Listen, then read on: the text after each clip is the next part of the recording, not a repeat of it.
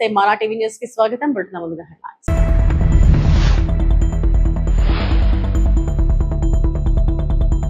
తొలిసారిగా వందే మాతరంతో లోక్సభ కార్యకలాపాల ప్రారంభం.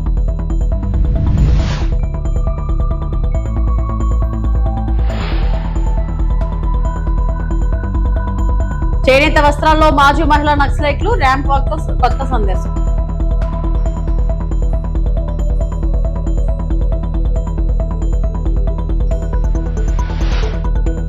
రాజధాని నిర్మాణంలో వేగం. ఎమ్మెల్యే ఎమ్మెల్సీల భవన సముదాయాన్ని ప్రారంభించిన సీఎం చంద్రబాబు.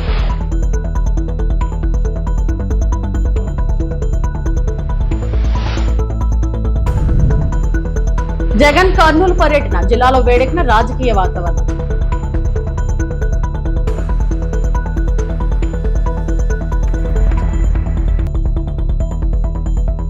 ఏనుగుల రక్షణలో ఏపీ కీలక చర్యలు. ఏపీ ఉప ముఖ్యమంత్రి పవన్ కళ్యాణ్.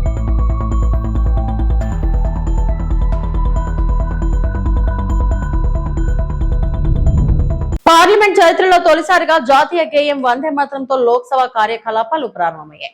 గురువారం ప్రధాని నరేంద్ర మోడీతో సహా సభ్యులంతా సభకు హాజరై వందే మాతరం 6 చరణాలను ఆలపించారు. అనంతరం స్పీకర్ ఓం బిర్లా లోక్సభను నిరవధికంగా వాయిదా వేశారు.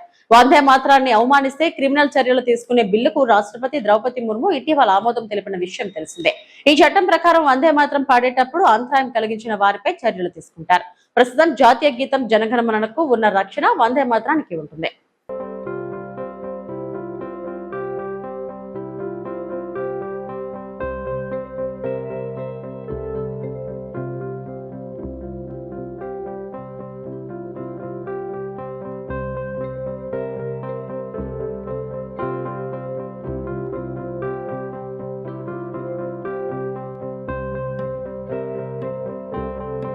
జాతీయ చేనేత దినోత్సవం సందర్భంగా ఛత్తీస్గఢ్ లోని రాయ్పూర్ లో మాజీ మహిళా నక్సలైట్లు ప్రత్యేక ర్యాంప్ వాక్ లో పాల్గొన్నారు. ఈ కార్యక్రమంలో ఛత్తీస్గఢ్ ఘనమైన చేనేత వారసత్వం, సాంప్రదాయ వస్త్రధారణను జాతీయ స్థాయిలో ప్రదర్శించారు. హింస, భయాందోళనల నుంచి గౌరవం, స్వయం ఆధారిత జీవనం, ఆత్మవిశ్వాసం వైపు వారి ప్రయాణానికి ర్యాంప్ వాక్ ప్రతీకగా నిలిచింది. పునరావాస కార్యక్రమాల విజయాన్ని, మారుతున్న బస్తర్ మరియు ఛత్తీస్గఢ్ రూపాన్ని ఈ కార్యక్రమం చాటి చెప్పింది. इतने लोग, हजारों लोग आपके स्वागत के लिए आए हैं. बस्तर की बेटियां आई हैं, इसलिए हजारों लोग बैठे हैं. इनके लिए ताली बज रही है. ये सब आपके सम्मान में हो रहा है. हम लोग आए हैं, आप लोगों से मिलने आए हैं. सुकमा, दंतेवाड़ा, कुंडा से बेटियां आई हैं. बेटियों के स्वागत के लिए हम लोग यहाँ बैठे हैं. बहुत अच्छा लग रहा है आप लोगों को देख के, आपकी स्वास्थ्य से बहुत बढ़िया.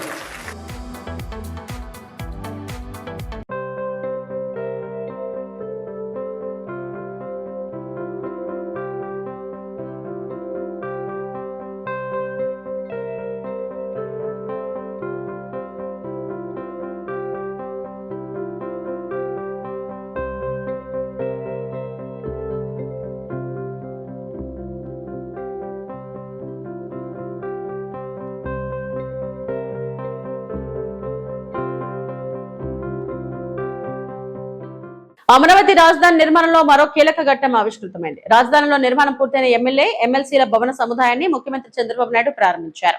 ఈ రోజు నూతన భవన సముదాయాన్ని సీఎం చేతుల మీదుగా సాధారణ పరిపాలన శాఖకు సిఆర్డీఏ అప్పగించింది.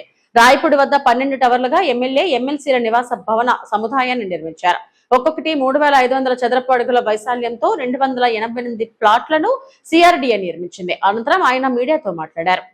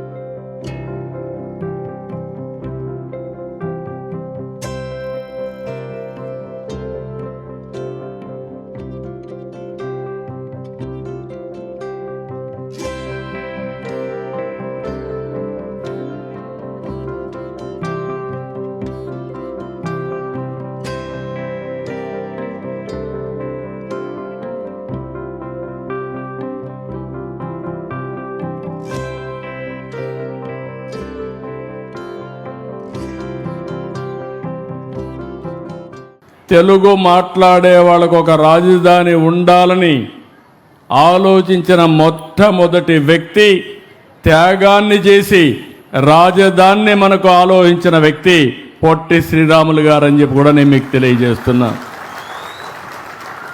అది అయ్యింది. ఎక్కడ రాజధాని పెట్టాలని ఆలోచించారు ఆనాటి పెద్దలు? కొంతమంది విశాఖపట్నం, అప్పుడుండే కమ్యూనిస్టులు ఇక్కడ, కొంతమంది కర్నూలు అనుకుని మళ్ళీ రాష్ట్రం అంతా కలిసి ఉంటుందని చెప్పే ఉద్దేశంతో తాత్కాలిక రాజధాని కర్నూలు, అదే మరి హైకోర్టు గుంటూరులో పెట్టి పెద్ద మనుషులు ఒక ఒప్పందానికి వచ్చారు. ఒక సంవత్సరంలో మళ్ళీ 2-3 ఏళ్లలో బోరుగుల రామకృష్ణరావు గారు త్యాగం చేసి ముఖ్యమంత్రి పదవికి రాజీనామా చేసి ఆంధ్రప్రదేశ్ రాష్ట్రాన్ని ఏర్పాటు చేయడానికి దోహదం చేశాడు. అదే మొట్టమొదటి భాషా ప్రయుక్త రాష్ట్రాల్లో మొట్టమొదటిది ఆంధ్రప్రదేశ్, తర్వాతనే అనేక రాష్ట్రాలు వచ్చాయి. అమరావతి నిర్మాణానికి మొట్టమొదటిసారిగా నేను వెళ్ళిన దేశం సింగపూర్ దేశం అని చెప్పి కూడా నేను మీకు తెలియజేస్తున్నా. ఎందుకు సింగపూర్కి వెళ్ళానంటే, Singapore city one of the best liveable city. వాళ్ళు అంచెలంచెలుగా చేశారు. ఒక ఫిషర్మెన్ విలేజ్. ఈరోజు మీరు చూస్తే ఒక లివబిలిటీయే కాకుండా మోస్ట్ అడ్వాన్స్డ్ టెక్నాలజీస్ ఉపయోగించి ముందుకు పోయారు. అందుకని నేను వెళితే నా మీద ఒక్కోసారి నమ్మకాలు పనిచేస్తూ ఉంటాయి. నా మీద నమ్మకంతో నేను అడిగాను, మీరు రిపోర్ట్ ఇవ్వాలంటే, ఒక ప్రాజెక్ట్ రిపోర్టు అంటే మొత్తం మాస్టర్ ప్లాన్ తయారు చేయాలంటే చాలా సమయం పడుతుంది. రెండోది, నేను టెండర్ పిలిస్తే దానికి ఇంకా ఎక్కువ సమయం పడుతుంది, వేరే మార్గం చూపించమంటే పర్వాలేదు, మీరెప్పుడు మాకు మిత్రుడిగా ఉన్నారు, మీ మీద విశ్వాసం నమ్మకం ఉంది, అందుకనే ₹1 తీసుకోకుండా మాస్టర్ ప్లాన్ డీటెయిల్స్ తయారు చేస్తామని సింగపూర్ గవర్నమెంట్ క్యాబినెట్లో నిర్ణయం చేసి మనకు ఆ పని చేసి పెట్టారు. అలాంటి వాళ్ళపైన 1924లో మీరేగా సఫరర్స్. ఈవెన్ సింగపూర్ గవర్నమెంట్ కూడా. వైఎస్ఆర్సీపీ అధినేత మాజీ ముఖ్యమంత్రి వైఎస్ జగన్మోహన్ రెడ్డి జిల్లా పర్యటన నేపథ్యంలో రాజకీయ వాతావరణం వేడెక్కింది. జగన్ పర్యటనను అడ్డుకునేందుకు, జనం రాకుండా చేసేందుకు కూటమి ప్రభుత్వం మళ్లీ పోలీసుల ద్వారా ఆంక్షలు విధించింది. ఈ పరిణామంపై పార్టీ శ్రేణులు, అభిమానులు మండిపడుతున్నారు. ఆలూరు ఎమ్మెల్యే విరూపాక్షి అక్రమ అరెస్టు నేపథ్యంలో ఆయనను పరామర్శించేందుకు వైఎస్ జగన్ గురువారం కర్నూలు జిల్లాకు రానున్నారు. జైలులో ములాఖత్ ద్వారా ఎమ్మెల్యేకు ధైర్యం చెప్పనున్నారు. అనంతరం మీడియాతో మాట్లాడారు. విరూపాక్ష అరెస్టు, అన్యాయంగా ఆయనను జైలుకు పంపడం, రాజ్యాంగం రాష్ట్రంలో ఎలా అమలు అవుతా ఉంది అని చెప్పి అర్థం పడతాయి. ఈ వెన్నుపోటు పార్టీ పాలనలో ఈరోజు రాష్ట్రంలో పరిస్థితి ఏమిటి అని అంటే, బాధితులే ఇవాళ నిందితులు అవుతా ఉన్నారు. రాష్ట్రంలో ఇవాళ పరిస్థితి ఏమిటి అని అంటే, దాడికి గురైన వారిపైనే కేసులు పెడతా ఉన్నారు. మూడో కేసు ఏమిటో తెలుసా? అదే గ్రామంలో ఎమ్మెల్యే మీద పెట్టిన మూడో కేసు ఏమిటో తెలుసా? ఎమ్మెల్యే కారును ధ్వంసం చేశారంట. కారును ధ్వంసం చేశారంటూ మూడో కేసు పెట్టారు. మీరే దాడి చేస్తారు, మీరే చెయ్యర కొడతారు, ఎమ్మెల్యే తమ్ముడు చెయ్యర కొడతారు. దారిలో పోతా ఉన్న ఎమ్మెల్యే మీద మీరే దాడి చేస్తారు. ఎమ్మెల్యే తమ్ముడు చెయ్యిని మీరే విరగొడతారు. మళ్ళీ ఎమ్మెల్యే మీద ఎస్సీ ఎస్టీ కేసు పెడతారు. భార్య బట్టలను సైతం చింపిపిచ్చి మొగుళ్లతో, భర్తలతో. మళ్ళీ అంతటితో కూడా సంతృప్తి చెందుకోకుండా కారును ధ్వంసం చేశారు. ఎమ్మెల్యే కారును ధ్వంసం చేశాడంటూ, వాళ్ళ కారుని ఎమ్మెల్యే ధ్వంసం చేశాడంటూ మళ్ళీ ఎమ్మెల్యే మీద మూడో కేసు. నేను అడుగుతా ఉన్నా, ఇలాంటి అక్రమ కేసులు ఈ మాదిరిగా ప్రజాస్వామ్యంలో పెడతా పోతే ప్రజాస్వామ్యం బతుకుతుందా అనేది ఆలోచన చేయమని చెప్పి ప్రతి ఒక్కరితో కూడా నేను అడుగుతా ఉన్నా. ఇది జరిగిన తర్వాత ఇంకా ఆశ్చర్యం ఏమిటో తెలుసా? ఇది జరిగిన తర్వాత ఎమ్మెల్యే గిరిని ఎవరినైతే కారులో ఎక్కించుకొని ఉన్నాడో ఆ గిరిని తీసుకొని ఎమ్మెల్యే తమ్ముడు ఎవరైతే ఉన్నాడో శ్రీరాములు ఎవరైతే ఉన్నాడో తమ్ముడిని తీసుకొని పోలీస్ స్టేషన్కి వెళ్ళి ఇవన్నీ చూపించి కేసు కట్టండి అయ్యా అని అంటే పోలీసులు కనీసం కంప్లైంట్ కూడా తీసుకోలేదు. పోలీసులు కనీసము కంప్లైంట్ కూడా తీసుకోలేదు.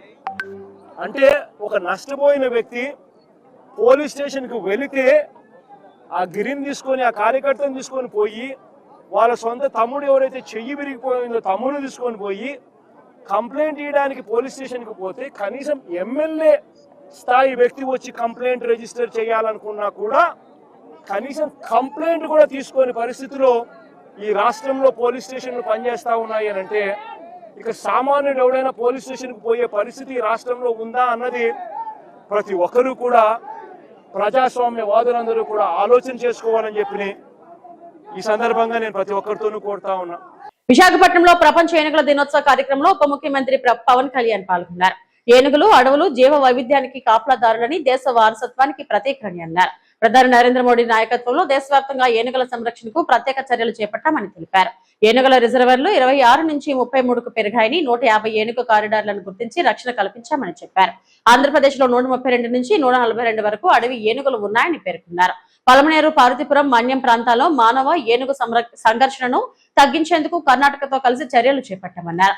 కర్ణాటక నుంచి 4 కుంకి ఏనుగులను తీసుకొచ్చి ముసలివాకులో శిక్షణ కేంద్రాన్ని ఏర్పాటు చేశామని, వాటి సహాయంతో 50కి పైగా ఆపరేషన్లు నిర్వహించి మానవ మరణాలను 70% వరకు తగ్గించగలిగామని తెలిపారు.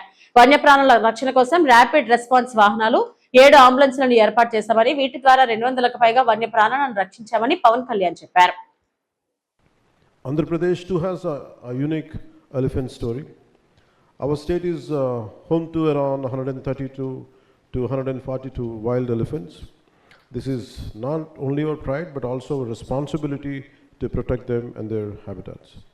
After I took charge as a Minister for Environment and Forest, several instances of human-elephant conflict in areas such as Palamaneru and the Parvatipuram Manyam region came to my notice. I visited Karnataka and discussed the issue with the government of Karnataka. Through the MOU between the two forest departments, Andhra Pradesh received 4 Kumki elephants and we established a dedicated Kumki training center at Musallimadugu. I sincerely thank the government of Karnataka, especially former Chief Minister Sri Siddaramayaji, former Forest Minister Sri Ishwar Kandreji and Honorable Chief Minister Sri D.K. Shivkumarji, along with the Karnataka Forest Department for their continued support. This is not simply cooperation between two states, it's a cooperation for people, for nature and for wildlife. Our Kumkis have already supported 15 conflict elephant operations, contributing to a 70% reduction in human deaths caused by elephants, and helping to reduce crop damage and protect livelihoods. We have also started training in our own Kumkis. One of them has already been deployed in nearby a place called Parvatipuram to strengthen our human-elephant conflict response. It is our privilege to transform human-elephant conflict into human-elephant coexistence. From a conflict to coexistence is the motto, and that's what we've been going towards to fulfill it. Kumkis are the only one part of a larger strategy. We have initiated a program from the state government. It's called Hanuman, which the acronym stands for Healing and Nurturing Units for Monitoring, Aid and Nursing of Wildlife. Hanuman, a novel and comprehensive human-wildlife conflict management system with a dedicated institutional mechanism to enhance rapid response capacity, mainstream technology, streamline compensation, empower communities, was launched in March 2026. We have deployed 100 dedicated vehicles, including 93 rapid response vehicles and 7 wildlife ambulances. This initiative has already started showing quite encouraging results, with more than 200 wild animals rescued and 30+ wild animals driving operation carried out. Conservation is not the government's responsibility alone. It must become a people's movement by engaging communities.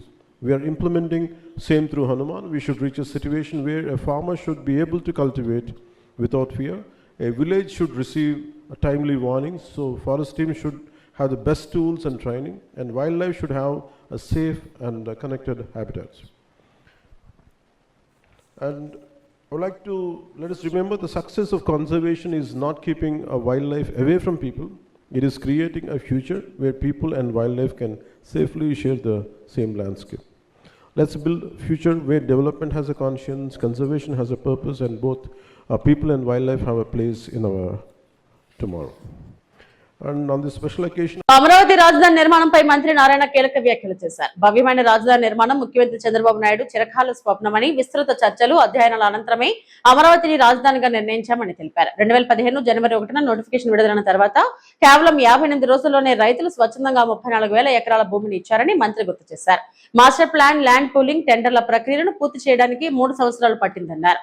రాజధాని నిర్మాణ పనుల కోసం ఏడాదిన్నర కాలంలోనే 9,000 కోట్లు ఖర్చు చేశామని వెల్లడించిన మంత్రి 2019లో ప్రభుత్వం మారిన తర్వాత అమరావతి ప్రాజెక్టును పూర్తిగా నిర్లక్ష్యం చేశారని ఆరోపించారు. భూములు ఇచ్చిన రైతులను వివిధ రకాలుగా వేధింపులకు గురి చేశారని పేర్కొన్నారు. గత ప్రభుత్వ హయాంలో జరిగిన అక్రమాలు, అవకతవకలు అమరావతి నిర్మాణానికి తీవ్ర నష్టం కలిగించాయని మంత్రి నారాయణ అన్నారు. దిశానిర్దేశం ఇచ్చి ఒక మంచి రాజధాని కట్టాలని, దానికి మాస్టర్ ప్లాన్ డిజైన్ చేయడానికి సింగపూర్ గవర్నమెంట్ అప్రోచ్ కావటం, వారు అడిగిన వెంటనే వారి మీద ఉన్న నమ్మకంతో వెంటనే వాళ్ళు యాక్సెప్ట్ చేసి దానికి ఒక master plan, capital region master plan అని, అదేవిధంగా సిటీ మాస్టర్ ప్లాన్ అని, అదేవిధంగా సీడ్ క్యాపిటల్ మాస్టర్ ప్లాన్ అని 3 ప్లాన్స్ ఇచ్చారు. ఆ తర్వాత వెంటనే ఇక్కడ ఐకానిక్ భవన్స్ అయితే కట్టాలని, అధికార భవనాలు ఐకానిక్ భవనాలు కట్టాలనే ఉద్దేశంతో Norman fast and partner London వారిని యాక్చువల్గా ఫైనలైజ్ చేయడం జరిగింది. ఇవన్నీ చేయటానికి ముందు ల్యాండ్ కావాలి. ఏది చేయాలన్నా ల్యాండ్ కావాలి. ల్యాండ్ కావాలంటే అది అమరావతిని ఎక్కడ పెట్టాలనే ఫస్ట్ అనేక డిస్కషన్లు చేసి, అనేక మందితో డిస్కస్ చేసి, శాసనసభలో డిస్కస్ చేసి, కృష్ణానది ఒడ్డునైతే అమరావతి కడితే అన్ని జిల్లాలకు సమన్యాయం జరుగుతుంది. ఈ కృష్ణా జిల్లా అనేది, ఈ నది ఒడ్డు అనేది అటు ఉత్తరాంధ్రకి చివరి జిల్లా అయినట్టు శ్రీకాకుళంకి, అదేవిధంగా రాయలసీమకి చివరి జిల్లా అయినట్టు అనంతపురికి సమదూరంలో ఉంటుంది. రైలు మార్గం ఉంది, ఇక్కడ రోడ్డు మార్గం ఉంది, దగ్గరలో పోర్ట్ ఉంది, అన్నిటికీ అనుకూలమైందని ఆ రోజు నిర్ణయించడం. ఆ తర్వాత మాస్టర్ ప్లాన్ డిజైన్ చేయించడం. అయితే దీనికి ముందు ల్యాండ్ పుల్లింగ్కి నోటిఫికేషన్ 2015 జనవరి 1 ఇవ్వటం జరిగింది.